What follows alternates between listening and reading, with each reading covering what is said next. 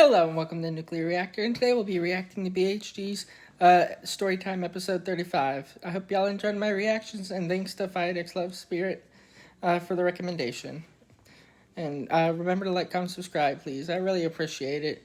And I wasn't going to put any videos out this week, but when, the other day I finally hit my first milestone, which it's not a lot, but 50 subscribers, which helped a lot. So your subscriptions really help. I don't feel like y'all want the videos if 90% of my people watching my videos are not subscribing, which is what analytics show. So if y'all don't want videos, why do you keep watching but not subscribing? Because it helps. You don't have to hit the notification bell if you don't want to, but that's appreciated too.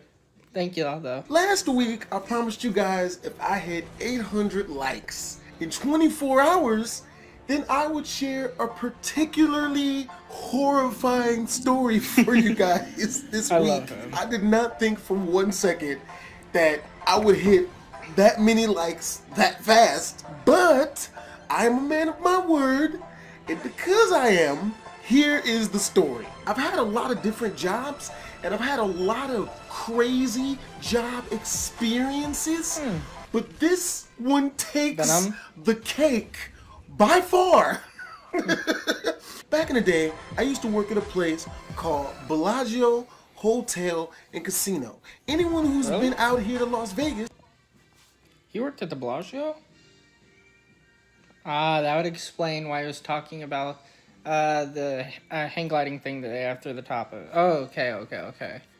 I didn't know he lived out there in Vegas, though. Cool. Las Vegas already knows the Bellagio is like one of the fanciest hotels to stay at. My job title was called Guest Room Attendant.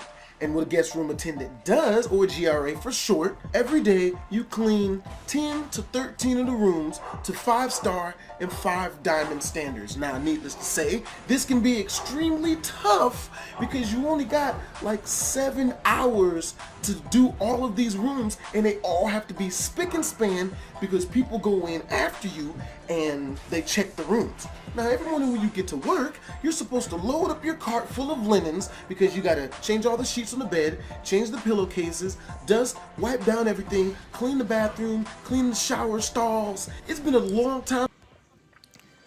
I'm wondering what he found in there. Because, you know, he found some scary shit. Let's find out. Because people go in after you and they check the rooms. Now, every morning when you get to work, you're supposed to load up your cart full of linens because you gotta change all the sheets on the bed, change the pillowcases, dust, wipe down everything, clean the bathroom, clean the shower stalls. It's been a long time since I worked there. I'm surprised I still remember. After you get done loading up your cart for the day, you're supposed to get a list of all the rooms on your side of the hallway, usually around 15 or so. You're supposed to go to all of those doors individually and see if the guests are still there so that you know which rooms don't have guests in them and are ready to be clean for the day. I get my paper, I get my pen, it's 8:30 in the morning. When I head out of our service station, before I even make it to my first door to check, this group of 4 guys comes walking down the hallway, high-fiving each other, they're cheering for each other, they're talking about the night that they had before and how much fun that they had. They're like, yeah, woo! Man, we totally killed it last night. Did you see that? Oh my God. So this.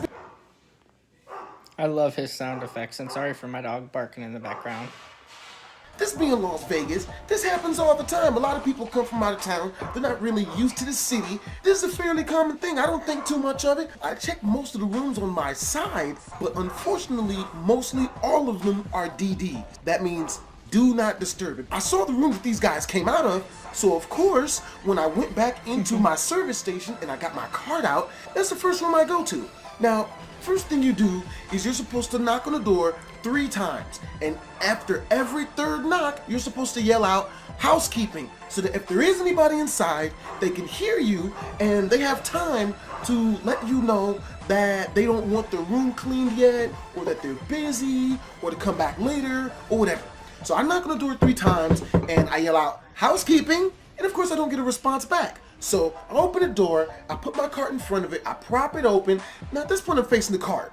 I get my 3 bed sheets and I get my 3 pillowcases, because the first thing that you always do whenever you go into one of these rooms is you always strip down the bed of the sheets and you always strip all the pillows of the pillowcases. Now I turn around with But there was a stripper in the bed.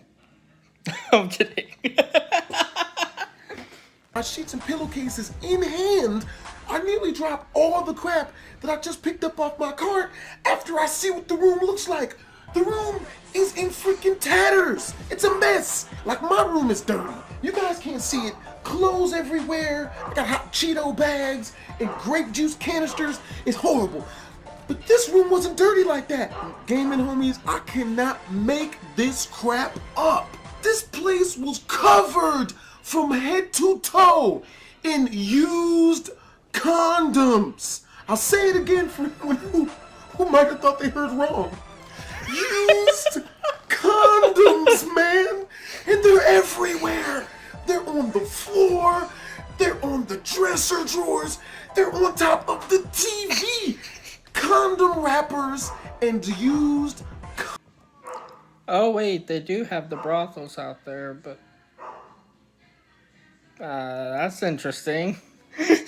Condoms everywhere. And the reason why I picked up on it so fast was because they were Magnum wrappers, and, like, you know, they were gold packages, which is like the most popular color of condom wrapper. They were freaking everywhere. I wish that I was exaggerating, but I'm not. I feel so bad for VHD. Needless to say, this is Las Vegas. The motto for Las Vegas is what happens in Vegas stays in Vegas. With that being said, a lot of people come out here and do a lot of crazy crap, figuring that it'll never follow them back to where they live. For the most part, they're usually right. People get super drunk. People mess with ladies of the night, if you know what I mean. People do all types of crazy crap when they come to Vegas. Of course, after I see this, I'm thinking in my head, this was the room that the 4 dudes came out of. And I'm like, the first thing I think of when I remember back on that situation is the other guys. When Will Ferrell's character loses his car, which is a Prius, and when they finally find it, the inside of the car is just completely ruined, just like this room was. When the guy is explaining to Will Ferrell the condition of the car, he's like, a bunch of homeless dudes boned in your car. They call that a soup kitchen. So, in my mind, for some reason, I'm like, did they have a soup kitchen in there? Now, of course, I'm not touching anything. They give us rubber gloves for situations like this, but what they didn't know was that I knew that I could go back into my service station, call the operator, and tell them that we had a biohazard for rooms that are really, really, really, really, really bad, because you don't want to, catch something or something like that, you know what I mean? They have a team of 2 or 3 people come up in full-on plastic bodysuits and clean the room, or at least the biohazard. I'm still surveying the room. Half of me is because I want to see what I have to tell the bio team, and the other half of me is I'm like, man, if this is in the front of the room, I hate to see what's in the back. The way the rooms are set up is, if you look into the room, and you look to the right side of the room, you can see the dresser, the TV, the snack bar, the table, the lamps, all of that stuff, right? But if you look on the left-hand side, to the immediate left is the door to the bathroom. And just on that is the wall leading to the bed. The curtain that leads into the really nice view of the strip. I'm walking to this room and I'm dodging condom wrappers and what looks to be liquid stains. I'm just walking around all of this crap. Now I walk up to the television to make sure that they didn't damage any of the electronics. I see that the snack bar is open, and you're supposed to go over and check if they ate anything out of there, because that crap is expensive. It's like $10 for a bag of peanuts. I walk over and I close the snack bar door, and as I do, I hear a sound behind me. I turn around only to see that there is a bucket naked white woman laying. I called it. Y'all heard me at the beginning. I called it. on the bed, spread Stripper. eagle. She's not covered up with covers. She has nothing on. To make matters even worse, she herself, too, is completely surrounded by even more used condoms and condom wrappers. Now, of course, I immediately freeze in place. I get my statue on. Last thing I want to do Did they gangbang rape her? I really hope not. That's just... is wake this chick up. And then it kind of set in the context of the situation at hand. And then I start looking at the room. And I'm like, wait a minute. Naked white woman in bed, bald black dude. Oh, crap. It hits me like a ton of bricks, damn it, homies. I am in a room completely littered in human DNA with a naked white woman on the bed. If ever in my life I've ever put myself in a situation to go to jail for life, this is definitely it. When I notice this, I get real low and quieter than I already was before. Have you ever had a situation that you walked in on and your first instinct is deer in the headlights? It's like, oh, and you start like backing out slowly, hoping that if you back out slow enough, you'll basically erase yourself from the situation, basically saying, oh, this didn't happen. I don't know what it is about when you're trying to be quiet that everything else is so much louder. But as I'm backing out slowly, I get my hands out. I'm like using my Jedi mind tricks to will this chick to stay And the guys come in behind him, don't they? asleep. But unfortunately for me, it's not working as well as it should have. Maybe because I don't have psychic Jedi powers. But it wasn't working good because the chick's like tossing and turning, and every once in a while she'll like, she'll make a movement that would be inducive to someone waking up. Now, I know this floor is covered in horrible things, but I swear to God, if this chick would have woke up, I would have dove face first onto the floor and started crawling military style. I'm not going down for this, okay? If she wakes up, she's gonna scream, probably rape, and I'm not gonna be able to talk my way out of this. I'm not going down for this. What's my motto? I am not going back to jail. Luckily enough, she doesn't wake up, and then I get another epiphany. Once I'm out of danger and I'm free to think, the 4 dudes that I saw walking away from this door, this is what the 4 dudes that was walking away from this side of the hallway earlier that morning was talking about. That's what they were high-fiving over. Certain things should not be group activities. After I call Biohazard, I go and I do all the other rooms on the floor. As I'm finishing the last room on the list that is not that room, I hear a door close. I look down the hallway to see that it's this chick. She closes the door, she's fully dressed, and mind you, she's bad. Like, this chick is attractive. She was dressed really attractive, classy. She was really well put together, wasn't dressed slutty or nothing. She's wearing really nice high heels. Her dress is form-fitting. She's got long hair. This chick is bad. She walks down the hallway, and as she walks past me, she stops, and she's like, ooh, you're cute. And she touches me on my shoulder, and then walks off. She's like, ooh. Now, I didn't want to be rude. You know where her hands have been. And dress class, okay. I thought you had to go to them out there. Or wait, because Nevada is the only place in the world, or in the country, where they have the brothels. I saw that on the news once. So, I guess you can Uber Eats it. I'm sorry, bad joke. So I waited till she was gone, but I did everything I could to sterilize that shoulder.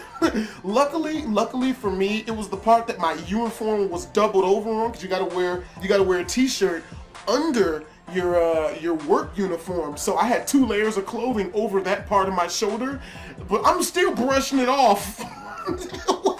I'm like trying to suck whatever she might have put on my shoulder off of me with my vacuum cleaner and whatnot. Just because Biohazard came and they cleaned the room, they cleaned out that part of the room, does not mean that I don't have to go back and clean that room still. So the only difference is I don't have to touch the bed. And I'm not touching the bed. It's not gonna happen. Now I go back in there and, you know, I vacuum the living room and I dust the armoire and I check the snacks and I dust the TV, the dresser, all that good stuff. Now I go back to my car, I get my bathroom cleaner, tub cleaner, everything I have to get to clean the bathroom. Go into the bathroom, put all my towels down, and I look over, I see half a bottle of Mrs. Buttersworth pancake syrup sitting on the bathroom counter. And I'm like, one of these things is not like the other. Who brings syrup into the bathroom? I got my answer shortly after when I went to go clean the shower. Now these showers are stand up. You got to stand up and down. These really big spacious showers, right? I opened up the shower only to see wet, soggy pancakes all over the shower floor. And I'm just like, I just don't know what to think. What did these people do in here that needed soggy pancakes? Were you that pressed for time that you couldn't just eat at a table like a normal person? And if that's the case, why are all the pancakes on the floor? And why are they wet? Why were you taking a shower with the pancakes? Were you guys messing around in the shower and did you use the wet pancakes as lubrication? I'm not touching that crap based on how slathered the freaking living room was in human liquids. I'm not touching this crap. And so that lady, if she's listening to this, you are way too fine to be getting in on this crap.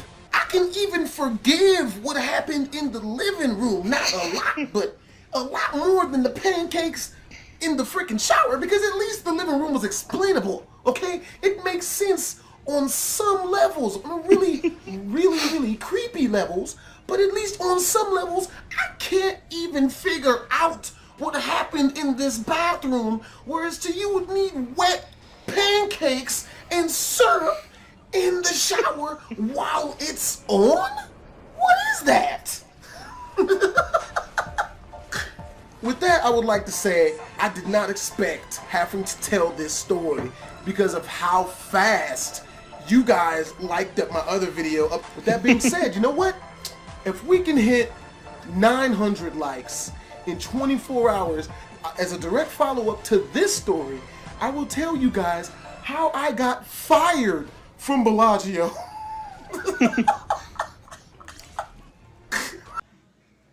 Did he make that story? Because I would like to hear that. Let me know.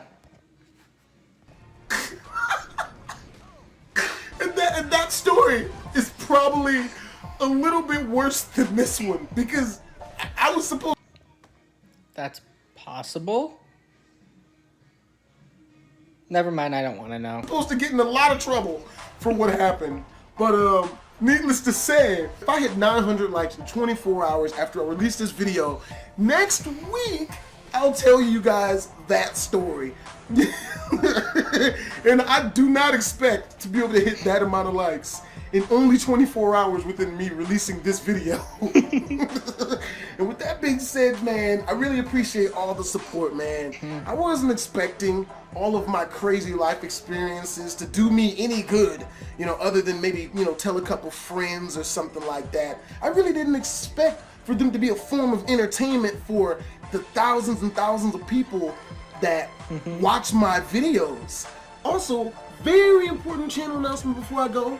A lot of you guys have been asking me for quite some time to make a vlogging channel so you guys can see me run around, maybe kind of actually showing you guys why I get into so much stupid shit. There's a link in the description down below. I just created the channel. I already put a couple videos up there so you guys have stuff to watch. Me trespassing in places I'm not supposed to be at and shit. It's horrible. So in other words, he made the vlogging video so he can go do stupid shit, probably get arrested, and get that on to get more subscribers. Sounds like BHD. At the end of this video, there's going to be an annotation on the screen that you can click. And also in the description of this story time, there's going to be a link to my channel as well. Go over there, watch some stuff, man. Let me know what you guys think. With that being said, I hope you guys enjoyed the video. Comment something down below. Always comment back. Make sure to like this video up. And also make sure to subscribe if you're brand new to the channel. BHD up out of this. Twizzles. Twism. King Kong ain't got shit on me! You guys saw her cheat. She cheat. How scared I was when all I saw were eyeballs. That's it. Freaking eyeballs, man. Now, if you know me personally, you know. Run! King Kong ain't got shit on me! You guys. Okay, that's it. Anyway, I hope y'all enjoyed my reaction. Don't forget to like, comment, subscribe, and follow me on Twitter, please, for updates. And hope y'all enjoy it, though. And I'm going to be back on track after May 6th when I get done with classes for the summer, or for the start of the summer. So, hope y'all enjoy them. Until next time, peace.